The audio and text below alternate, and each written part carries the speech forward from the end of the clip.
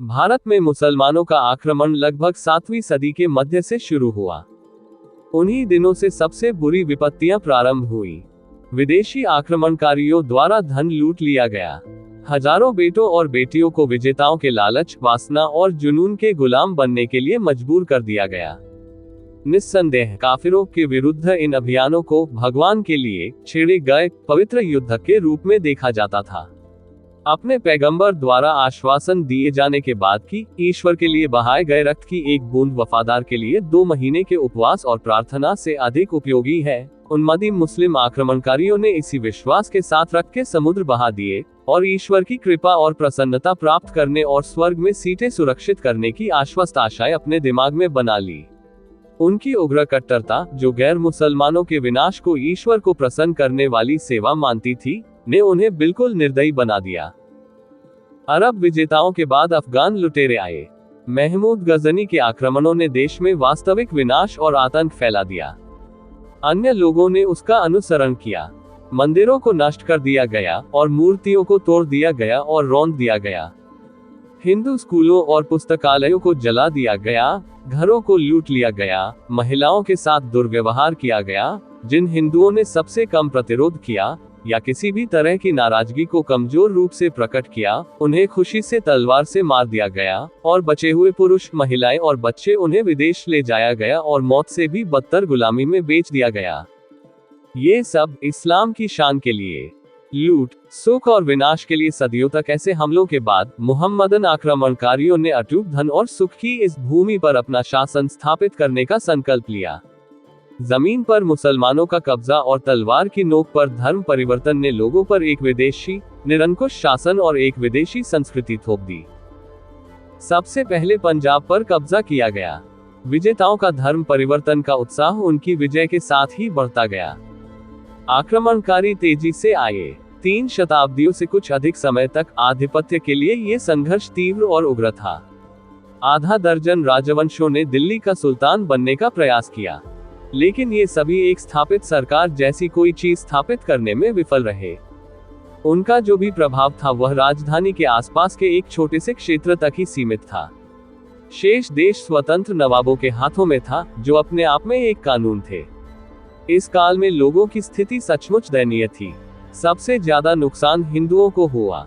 तुगलकों के बाद सैयद और लोधी आए। वे सभी भयंकर धर्मांध थे। उनके शासनकाल में भी रक्तपात, अत्याचार और विश्वासघात के दृश्य ही दिखाई देते हैं। ये हमें उस समय में ले जाता है जब गुरु नानक का जन्म हुआ था। बहलोल लोदबी तब दिल्ली का सुल्तान था 1450 से 1488। कोष्टक जब गुरु वयस्क हुए तब तक सिकंदर लोदबी 1488 से 1517 ही गद्दी पर बैठ चुके थे। उनके अधीन राज्य ने पूरी तरह से धार्मिक चरित्र धारण कर लिया और आधिकारिक तौर पर हिंदुओं पर इस्लाम थोप दिया। वह दृढ़ता से मुस्लिम धर्म से जुड़ा हुआ था और उसने सभी हिंदू मंदिरों और शिक्षा के स्थानों को नष्ट करने का निश्चय किया। हमें ये याद रखना होगा कि इस क्रूर धर्मांध के शासनकाल के दौरान ही गुरु नानक ने गैर जिम्मेदार कट्टरपंथियों और निरंकुशों के अत्याचार और इस्लाम की भ्रष्ट प्रथाओं के खिलाफ अपना धर्मयुद्ध शुरू किया था और घर की छत से घोषणा की थी कि सभी मनुष्य पुत्र हैं एक ही पिता के और इसलिए सभी मामलों में समान, नस्ल में, धर्म में, राजनीतिक अधिकारों में और धार्मिक आशाओं में। लोदी राजवंश एक अफगान राजवंश था जिसने 1450 से 1526 तक उत्तरी भारत और पंजाब और आधुनिक पाकिस्तान के खैबर पख्तूनख्वा प्रांत के कुछ हिस्सों पर शासन किया था।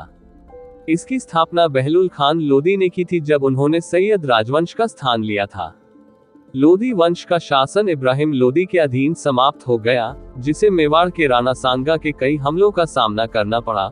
राणा सांगा ने लोधियों को कई बार हराया, जिससे उनका राज्य कमजोर हो गया। आधुनिक उज़्बेकिस्तान में फरगना के तुर्क मंगोल आक्रमणकारी बाबर से पराजित होने के बाद लोधी का शासन अंततः समाप्त हो गया, जिसने बाद में उत्तरी भारत में मुगल राजवंश की स्थापना की। उस समय भारत अधिकतर मुस्लिम शासन के अधीन था। नाम मात्र रूप से दिल्ली का सुल्तान भारत का सम्राट था, लेकिन वास्तव में देश कई राज्यपालों के बीच विभाजित था जो अपने अपने प्रांतों में काफी स्वतंत्र थे। उनमें से हर एक ने स्वतंत्रता और दंडमुक्ति के साथ वही किया जिसे वह अपनी सनक और खुशी के अनुसार या नैतिकता, न्याय और धार्मिक कानूनों की अपनी अवधारणा के अनुसार सही मानता था। शासक और उनके एजेंट और अधिकारी, बड़े और छोटे, व्यभिचारी और घृणित निरंकुश थे जो प्रजा के साथ अन्याय करते थे। वर्ष 1459 में अफगानों ने दिल्ली में सुल्तानों के लोधी वंश की स्थापना की। वे हिंदुओं और उनके धर्म के कटु उत्पीड़क थे। उन्होंने मंदिरों को तोड़ा और उनकी जगह मस्जिदें बनाई। हिंदू और मुसलमान एक दूसरे को ईश्वर की दृष्टि में समान रूप से स्वीकार्य नहीं मानते थे। अफगानों ने भारत में बदनामी छोड़ी है। बदला लेने का उनका जुनून एक कहावत बन गया है। ऐसा कहा जाता है कि कोई भी व्यक्ति हाथी, कोबरा या अफगान के प्रतिशोध से सुरक्षित नहीं है। गुरु नानक ने राजनीतिक और धार्मिक माहौल का वर्णन इस प्रकार किया: राजा कसाई हैं, क्रूरता उनका चाकू है और कर्तव्य की भावना को पंख लग गए हैं और वह गायब हो गई है। सबसे अंधेरी रात के अंधेरे की तरह झूठ व्याप्त है और सच्चाई का चंद्रमा कहीं भी दिखाई नहीं देता है। अफगान शासन के तहत व्याप्त राजनीतिक अराजकता और अराजकता के अलावा उस काल में समाज निराशाजनक रूप से विभाजित था। अराजक अफगानों ने हिंदुस्तान पर कब्जा कर लिया था और वे सरकार द्वारा काफी अनियंत्रित थे। वे हिंदुओं के कटु शत्रु थे, जिनके बीच वे बस गए थे और जिन पर उनका बहुत नियंत्रण था। प्रत्येक मनुष्य ने वही किया जो उसकी दृष्टि में सही था, और जो कुछ वह दंड से मुक्ति के साथ कर सकता था वह उसे सही प्रतीत हुआ। विधवाओं और अनाथों को शक्तिशाली पड़ोसियों के खिलाफ कोई मदद नहीं मिल सकी, जिन्होंने अपनी खुशी के लिए उनकी जमीनें आपस में बांट ली। दूसरी ओर हिंदू फिर से निराशाजनक रूप से आपस में विभाजित हो गए। अज्ञानता और अंधविश्वास की गहराई में डूबकर वे आध्यात्मिक गुलाम बन गए थे। जाति व्यवस्था के कठोर और रूढ़िवादी चरित्र के परिणामस्वरूप यह एक भयानक पाप था।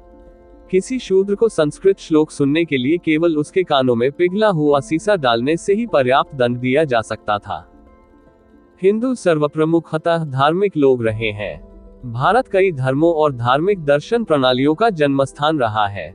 उस समय भी जब अन्य लोग क्रूर अज्ञान में डूबे हुए थे, भारत में हिंदू बहुत उच्च स्तर की सभ्यता का दावा कर सकते थे।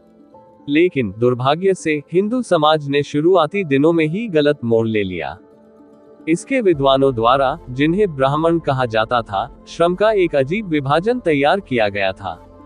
अपने लिए संपूर्ण अवकाश और आराम सुनिश्चित करने के लिए उन्होंने वर्णाश्रम धर्म या जाति व्यवस्था का आविष्कार किया। केवल ब्राह्मण ही शास्त्रों का अध्ययन कर सकते थे, वे दूसरों को उपदेश नहीं देते थे।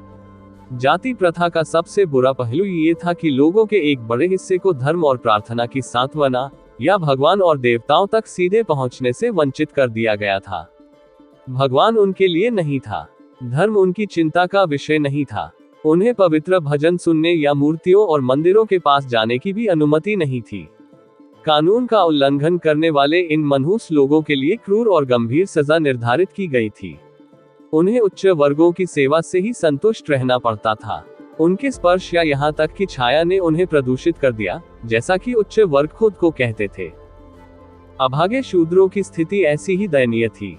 वैश्यों की स्थिति थोड़ी ही अच्छी थी। उन्हें भी दूसरों के लिए कड़ी मेहनत करनी पड़ी। वे भी पवित्र पुस्तकों का अध्ययन नहीं कर सके। ब्राह्मणों ने उनके लिए वह कार्य किया। अंतः मेहनतकशों को ब्राह्मण विद्वानों का समर्थन करना पड़ा।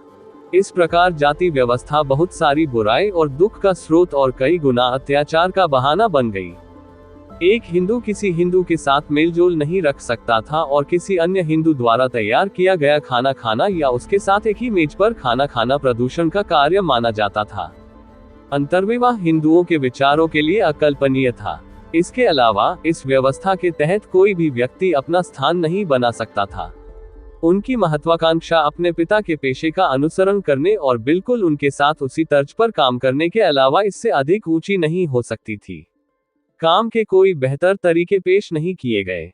इस प्रकार जीवन और ऊर्जा बंधन में बंध गए। प्रकृति ने हमेशा के लिए उसके लिए समझौता कर लिया। उनकी जाति में एक आदमी पैदा होता था और गरीबी या अमीरी, प्रतिभा, चरित्र या कौशल की परवाह किए बिना जीवन भर उससे जुड़ा रहता था। मानवीय गरिमा और मानवीय भावनाएं अलग अलग जातियों में बंधी हुई थी और राजनीतिक प्रगति असंभव थी। जब अफगान कुलीन वर्ग के वंशज इन हिंदुओं के बीच बस गए, तो ये हिंदू और भी अधिक उदास और डरे हुए थे और गुलामों से कुछ अधिक बन गए। उस काल में देश में प्रचलित धार्मिक व्यवस्थाओं में भी भ्रष्टाचार कम नहीं था। लोकप्रिय धार्मिक प्रणालियों में हृदय की पवित्रता और विश्वास कोई कारक नहीं थे। हिंदू धर्म या मुहम्मदवाद दोनों ही औपचारिकताओं और समारोहों का एक समूह बन गए थे, जो उनके समर्थकों द्वारा मानो स्वचालित रूप से किए जाते थे। इन औपचारिकताओं के मूल और उद्देश्य को अब न तो समझा गया और न ही समझने की कोशिश की गई।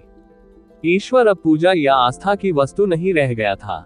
हिंदू आदिम काल के हिंदुओं की तरह तत्वों और विभिन्न देवताओं और अवतारों या विभिन्न रूपों में भगवान की पूजा करते थे, और मुसलमान अपने सभी प्रतीकों और समारोहों के साथ केवल मस्जिद में उपस्थित होना, भगवान के घर में झुकना, अरबी शब्दों के एक निश्चित सेट को दोहराना, बिना समझे या समझने की कोशिश किए बिना अपने शब्दों को दोहराना आवश्यक समझता था। आयात करना और जितना संभव हो सके उतने अन्य लोगों को अपने दिखावटी विश्वास में परिवर्तित करना, उचित या अनुचित, मानवीय या अमानवीय तरीकों से। अन्यथा हृदय में विश्वास रखने वाले, ईश्वर के अलावा किसी को नहीं पहचानने वाले कुछ ईमानदार धार्मिक पुरुष थे। हालांकि पुराने फरीसी की तरह लोग धार्मिक और पवित्र होने का दिखावा करते थे। नहीं, ऐसा कहा जाता है कि सुधार की धारा बिल्कुल अनुपस्थित थी। पूरे भारत में धार्मिक पुनरुत्थान की लहर चल पड़ी थी और इसकी रूढ़िवादिता ब्राह्मणवादी नहीं थी। ये धार्मिक उथल पुथल जन्म के आधार पर रूपों और समारोहों और वर्ग भेदों के विरोध की भावना में स्थापित थी, और नैतिक अन्य सभी अर्जित गुणों और अच्छे कार्यों की तुलना में शुद्ध हृदय और प्रेम के नियम को प्राथमिकता देती थी। ये धार्मिक पुनरुत्थान जनता का काम था, वर्गों का नहीं।